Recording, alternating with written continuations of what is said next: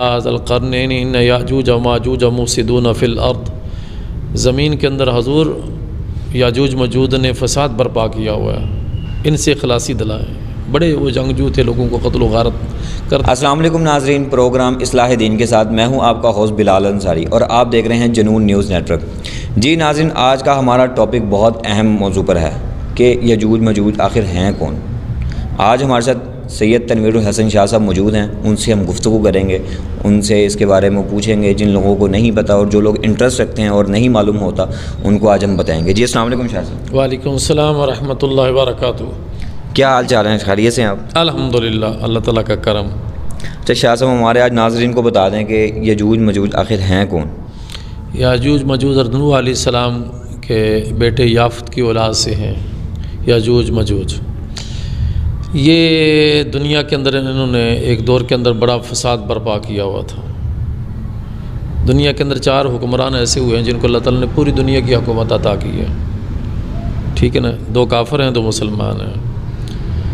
کافروں میں جو ہے وہ بخت نصر، دوسرا نمرود مردود، اس کو اللہ تعالیٰ نے پوری دنیا کی حکومت عطا کی۔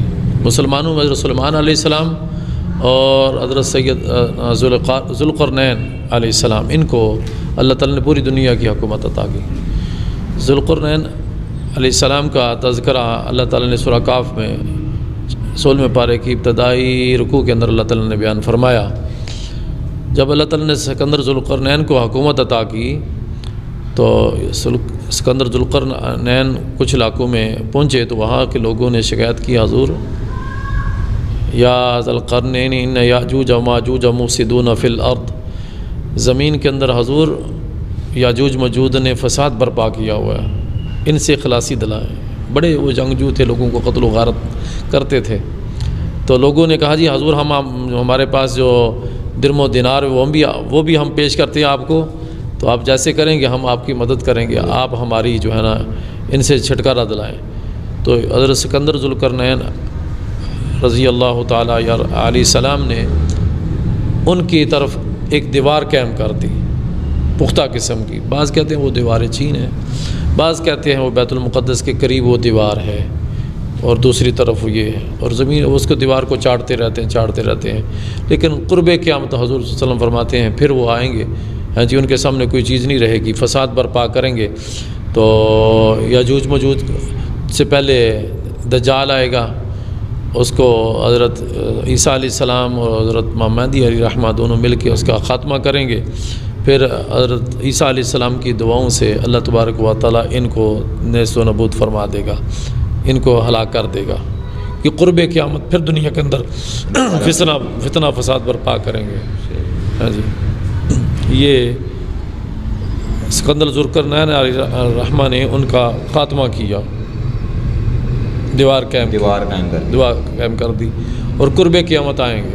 ابھی ہمیں ڈرنے کی ضرورت نہیں، ابھی جب آئیں گے پھر اس وقت پتہ نہیں کون سا حکمران ہوگا جیسے مقابلہ کرے گا، وہی ہے نا، عیسیٰ علیہ السلام ہوں گے یا حضرت مہدی ہوں گے۔ ہاں جی، یہی جو حدیث پاک میں بیان کیا، یہ جو ہمارے موجودہ دور کے حکمران ہیں یہ تو بلی کا مقابلہ نہیں کر سکتے، اس کا مقابلہ کرنے کے لیے یہ تیار نہیں ہے، تو یاجوج ماجوج تو بڑی فسادی قوم ہے۔